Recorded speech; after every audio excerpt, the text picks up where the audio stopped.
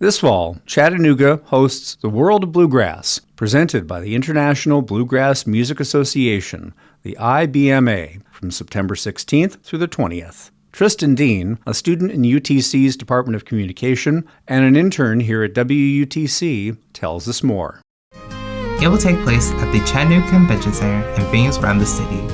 Among the organizers are Jill Snyder, a local festival organizer, and Chandler Harris, a UTC professor. There's going to be a few different parts to it. There's going to be what's called a ramble, which will happen earlier in the week, and that's going to be bluegrass artists playing in our local venues. And then we're going to have a much bigger festival that's a ticketed festival that's going to cover a good chunk of our downtown area. The Miller Park, Miller Plaza, Patton areas are going to be home to that.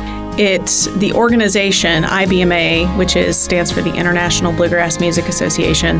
They are celebrating their 40th anniversary in 2025. And I think the organization was born, a couple years before the events started. This event, World of Bluegrass, which encompasses a business conference, the International Bluegrass Music Awards show, and then the festival piece, started in Owensboro, Kentucky.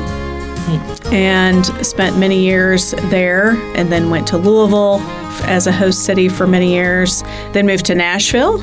Was in Nashville, I think, probably about 6 or 7 years, and then it has been hosted in Raleigh, North Carolina the past 13. Cindy Pinion, president for Urban Bluegrass, and Randy Steele, a local bluegrass musician, will be there to show their support. Their whole idea is to try to preserve bluegrass music and to push bluegrass music out into the mainstream as much as possible. So, like the big awards that happen every year, that award ceremony is what's coming to Chattanooga. So we're going to have kind of the top of the top coming. People from all over the entire world will gather right here in Chattanooga for one common denominator, and that is to celebrate bluegrass music. The festival will showcase bluegrass musicians from around the country and around the world in a way that Chattanooga has never seen before.